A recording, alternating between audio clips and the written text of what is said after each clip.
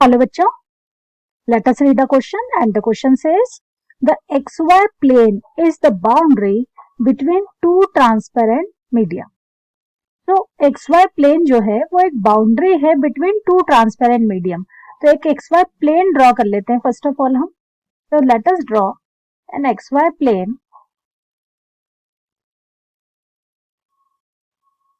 ठीक है, ये हमारा xy plane हो गया, x axis and y axis को along.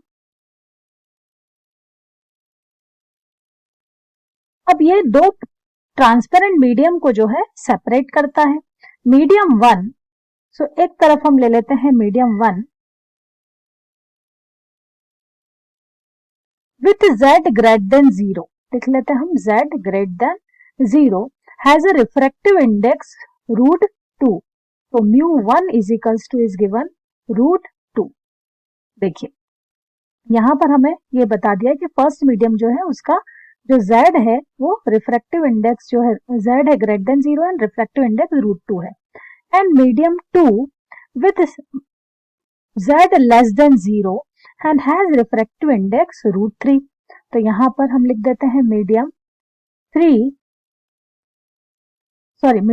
2 has z less than 0 and refractive index is √3. देखिए अब हम कह रहे हैं, आगे कह रहा है क्वेश्चन हमें, a ray of light in medium 1 given by the vector A is equals to 6√3i plus 8√3j minus 10k is incident on the plane of separation.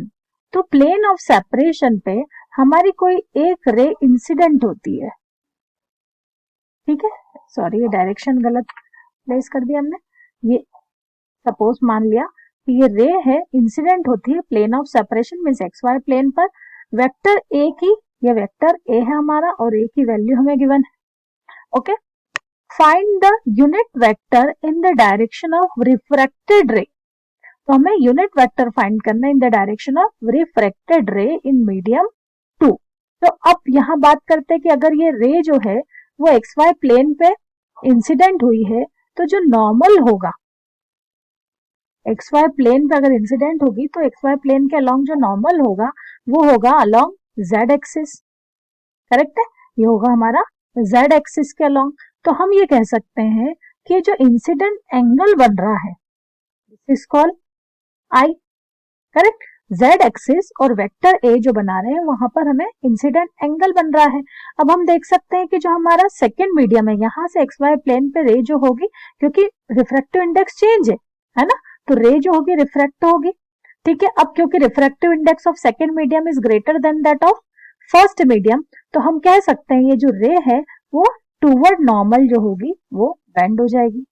Okay, सो यहां पर भी जेड एक्सिस के अलोंग जो हमारा angle of refraction मिलेगा, हो गया हमारा एंगल ऑफ रिफ्रैक्शन. चलिए सो की कॉन्सेप्ट डेवलप करते हैं हम. सबसे पहले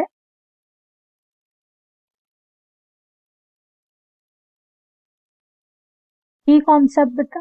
देखो यहाँ वेक्टर ए है और जेड एक्सिस के अलोंग हम सपोज समझ सकते हैं कि यहाँ पर कोई है ना, इसे वेक्टर से रिप्रेजेंट करें तो ये हो जाएगा जेड के cap.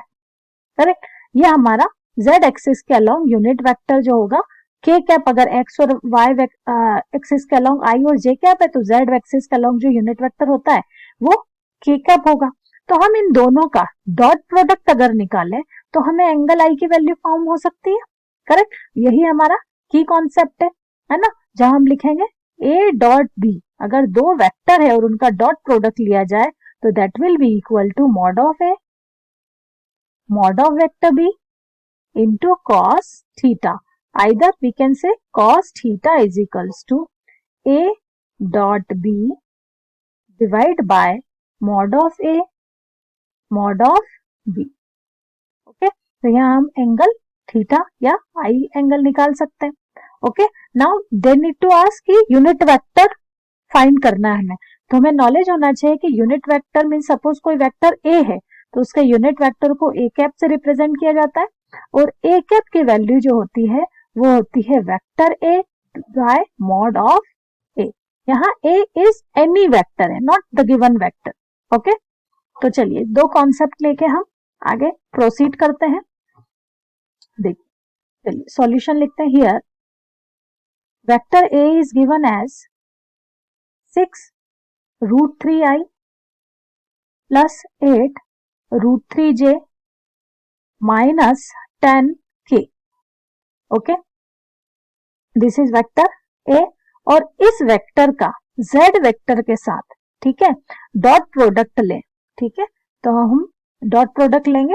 Okay, so we can say cos theta is equals to mod of a dot b by mod of a into mod of b।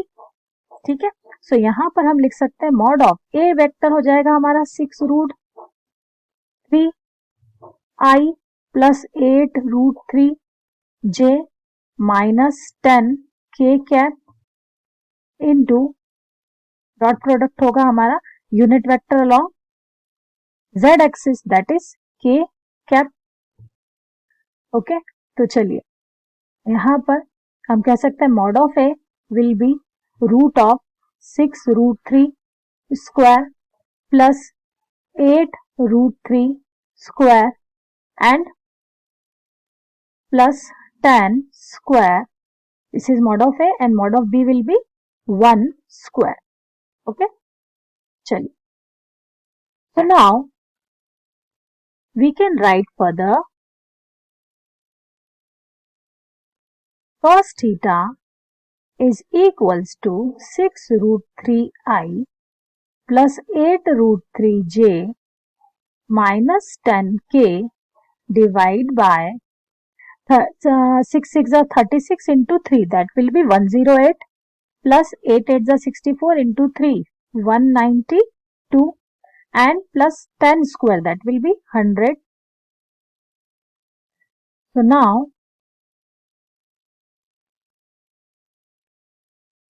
देखिए, कम सॉरी यहां पर हमें प्रोडक्ट किसका करना है, के कैप से। तो हम देख सकते हैं कि के कैप का आई से प्रोडक्ट जो होगा डॉट प्रोडक्ट वो 0 होगा, के कैप का जे कैप से प्रोडक्ट जो होगा वो 0 होगा।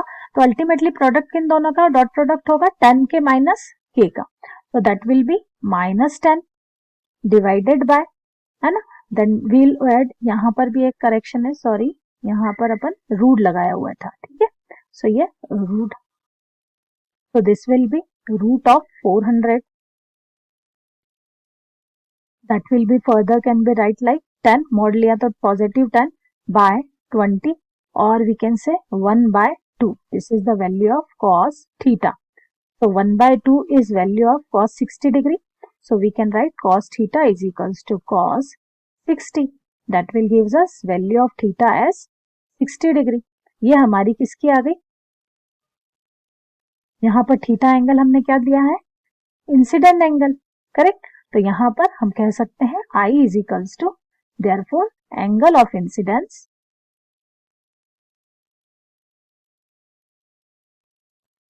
I is equals to 60 degree.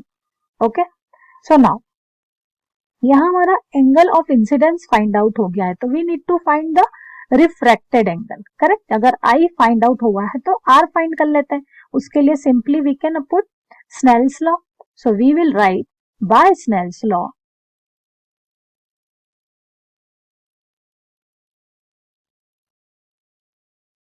by Snell's law we can say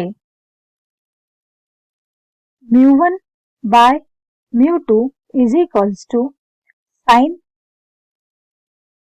of incidence angle by sin of refracted angle, sorry यहाँ mu1 नहीं है ना, mu2 by mu1 is equals to, because 2 media is given over there, so mu2 by mu1 is equals to sin of I is equals to sin of by sin of R. So we can write mu2 sin R is equals to mu1 sin I. तो देखिए हमारा refractive index दिया है mu1 is √2, sin I is 60 degree, mu2 is √3, second medium का refractive index √3 into sine R.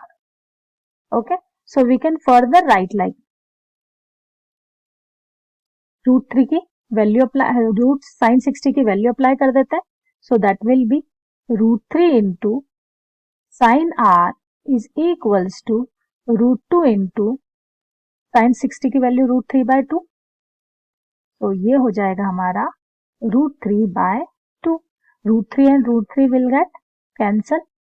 So 2 √2 and √2 will also get cancel, है ना. 2 हमारा √2 times cancel हो जाएगा.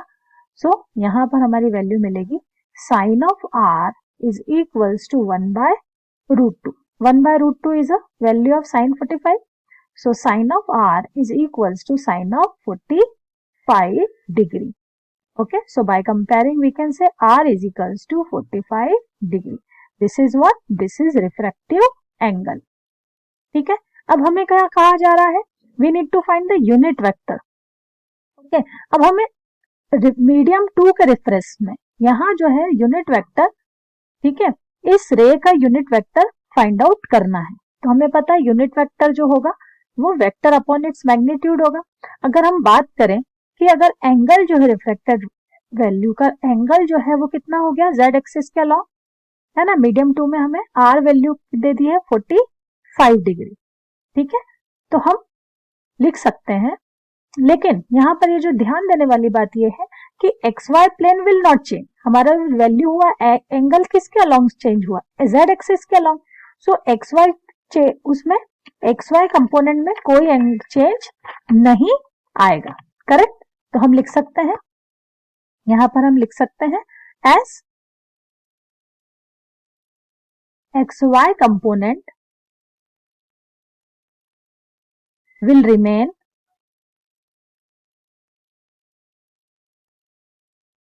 same.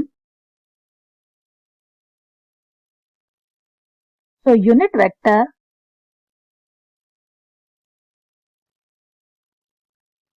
along direction of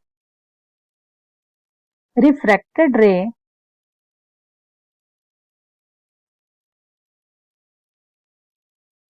is, we can write,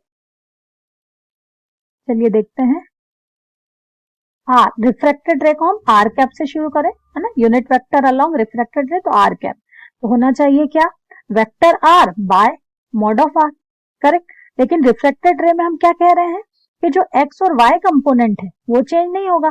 so 6√3 I plus 8√3 जे, ये component change नहीं होगा. So vector upon its magnitude, तो magnitude इन दोनों का क्या हो जाएगा? 6√3 whole square plus 8√3 whole square. Correct. लेकिन अगर हम एंगल्स के रिप्रेजेंट करें तो हमें पता है कि जो ये वैल्यू है एंगल है इसके अकॉर्डिंग हमारा एक्स कंपोनेंट हो जाएगा साइन 45 प्लस जे कंपोनेंट सॉरी के कंपोनेंट हो जाएगा हमारा आई और जे, तो ये रहेगा, है ना. अब के कंपोनेंट के अलॉन्ग जो वैल्यू हो जाएगी, के कंपोनेंट हो जाएगी हमारी कॉस 45 डिग्री. लेकिन यहाँ के कंपोनेंट कहाँ है? देखिए के कंपोनेंट यहाँ नेगेटिव ऑफ के है. करेक्ट, है ना. Opposite direction of Z axis है, तो मैं लिखूंगी यहाँ माइनस के इंटू कॉस 45. चलिए देखते हैं इसको.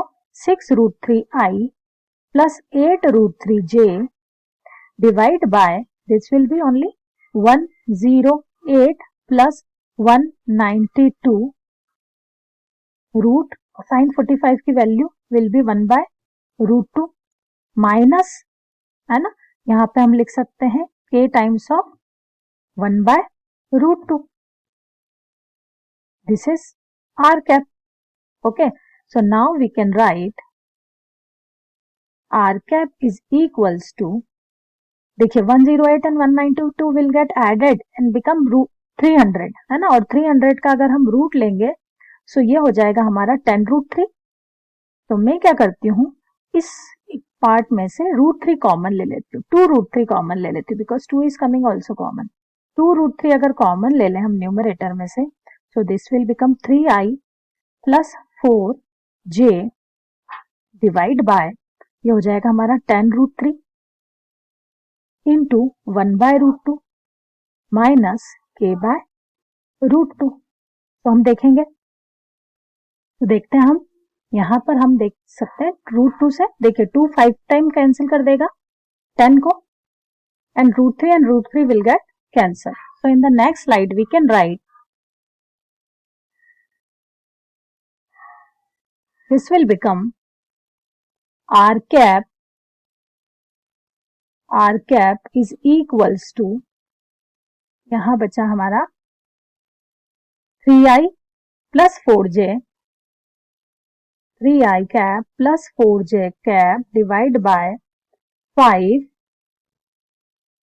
only into √2. √2 is left, 5√2 minus k by √2.